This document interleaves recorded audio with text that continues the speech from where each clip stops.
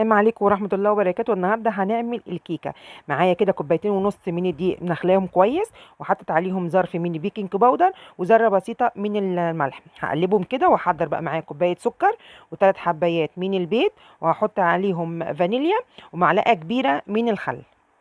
زي ما انتم شايفين كده هضربهم كده في الخلاط، وبعد كده هرجع احط بقى كوباية زيت وكوباية لبن، هخلطهم برضو كويس.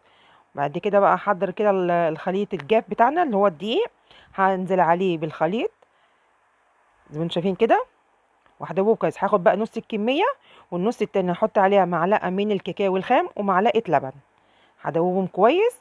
وبرده احطهم كده في كوبايه كبيره زي ما انتم شايفين، واكون بقى معايا صينيه حاطه بقى فيها شويه زيت ومبدراها كده بالدقيق، وهنزل بقى شويه من الخليط الابيض وشويه من خليط الشوكولاته زي ما انتم شايفين كده، واحده واحده. هنعمل النهارده كيكه التايجر، كل وسيطر. زي ما انتم شايفين كده واحده واحده لحد ما نخلص الكميه، واجيب بقى الخله كده زي ما انتم شايفين، واعمل بقى شويه علامات كده تديها منظر حلو. بصوا تحفه، هي منظرها لوحدها كده تحفه. طبعا انا مشغله الفرن من قبلها على درجه 180، هتاخد حوالي نص ساعه وخمس دقايق. بصوا بقى الجمال لما طلعت تحفه، وكانت هشه وطريه وطعمها جميل جدا يا جماعه، وريحتها كانت تحفه بجد.